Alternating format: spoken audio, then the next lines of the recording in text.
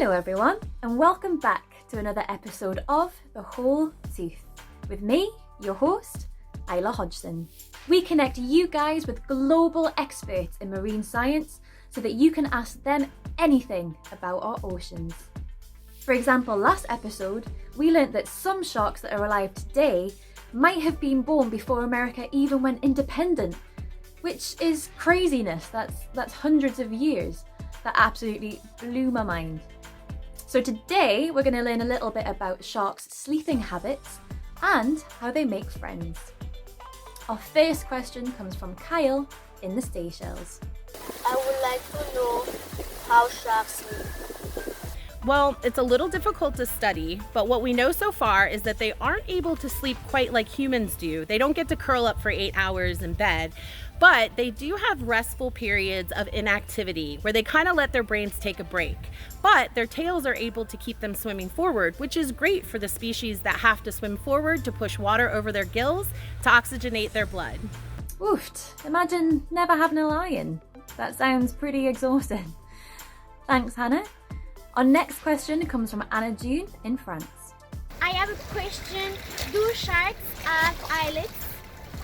Sharks don't have eyelids like you and I that can open and shut, but they do still need to find ways to protect their eyes. Some sharks, like bronze whaler sharks, have what we call a nictitating membrane, which is like a third eyelid which comes over the eye to protect it.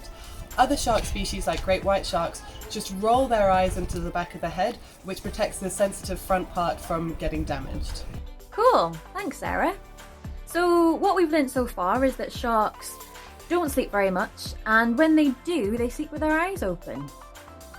I wonder what Chloe and Kendall want to find out.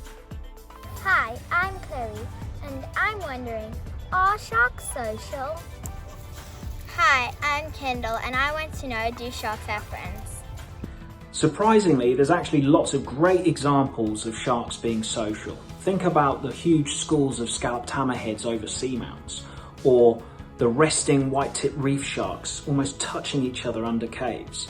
And then we've also done studies on lemon sharks showing that they form these little groups and follow each other in pairs and actually have preferred partners, buddies that they associate with on a day-to-day basis. So yes, there's lots of sharks that are social. That's so lovely to know, Tristan. Who knew that sharks could be so sociable? Maybe we can all go and hang out with them. And our last question comes from Griffin, all the way over in the United States. My question is, how do sharks communicate? And there are two answers to that question. The first is we know they use their body language. They might arch their back or twist their fins or swim in certain patterns to let each other know what kind of mood they're in. The other answer is it's quite possible that sharks use a variety of their different highly developed senses, such as their sense of smell or their sense of hearing, to communicate with each other, but we still don't know the answers, and researchers around the world are looking into this question all the time. And that's a wrap on another episode. Once again, thank you so much to all of our amazing researchers, everyone that submitted a question, and all of you at home for watching. If you enjoyed this episode, please like and subscribe to our channel for more content on the oceans and all the wildlife that lives within it. And for even more, head to our website at this link below, where you can find information on how you can submit your questions for the next episode. You can ask us anything. And we'll see you next time.